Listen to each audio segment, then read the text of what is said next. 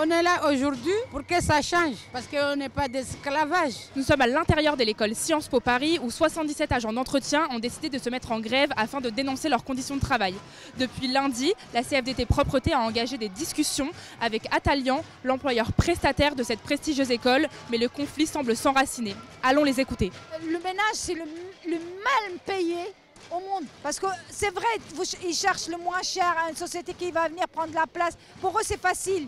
Mais pour nous, c'est un enfer qui finit pas. Et on est vraiment submergé de travail parce que les salariés que j'ai, ils font 2h30. On n'est pas assez de salariés. Le bâtiment, elle fait 6 étages et ils font 1 étage et demi par personne. Plus chaque personne, elle a au moins 15 toilettes. Alors tout ce qu'on veut, c'est ajouter des salariés et on demande la prime de la fin de l'année parce qu'on n'a que des miettes. La mutuelle, c'est une misère. On a peur de tomber malade parce que quand on tombe malade, elle n'est pas payée pendant 10 jours. C'est pour ça, même malade, on vient. Juste hier déjà, j'ai une salariée qui avait la grippe, mais vraiment, elle n'arrivait même pas à tenir debout. Et c'est pas qu'elle, il y a tous les salariés dans le ménage. Tout ce qu'on demande, c'est un peu de considération. Ils ont retiré 700 heures par mois sur la prestation, des prestations de ménage qui sont restées en fait les mêmes. Donc nous, on demande dans un premier temps à Sciences Po de donner les moyens aux prestataires actuels de rajouter toutes les personnes qu'ils ont retirées. On était quand même reçus par notre employeur lundi dernier, mais ils ont les solutions, mais ils n'ont pas les moyens. Et les moyens, c'est Sciences Po qui doivent lâcher. Le changement, nous, c'est pour ça en fait on s'est dit il faut prendre la décision tout de suite pour faire bouger les choses, parce que ce changement de prestataire, c'est là où il va y avoir encore plus de dégâts.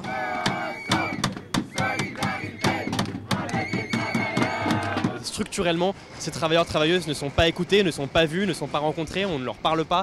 Aujourd'hui, Sciences Po, quand on a des échanges avec eux, ils nous disent que c'est un conflit social qui ne les concerne pas. La réalité, c'est que le donneur d'ordre politique, la maison donneuse d'ordre qui établit le cahier des charges, c'est Sciences Po. Et donc eux qui sont responsables politiquement des conditions de travail de ces travailleurs. Et aujourd'hui, eux en sont bien conscients et attaquent Sciences Po et pas Atalian, qui de toute façon s'en va au 31 mars. Mais dès qu'il s'agit des emplois du ménage et de la sécurité, là c'est le recours au moins 10 ans, le recours au moins coûtant. Et on ignore. Aujourd'hui, nous on demande un alignement des salaires et des conditions salariales de ces travailleurs avec ceux de la FNSP, qui est donc la maison qui emploie les employés ici à Sciences Po, tout simplement pour respecter les engagements sociaux et environnementaux de cette école qui se dit l'élite de la nation.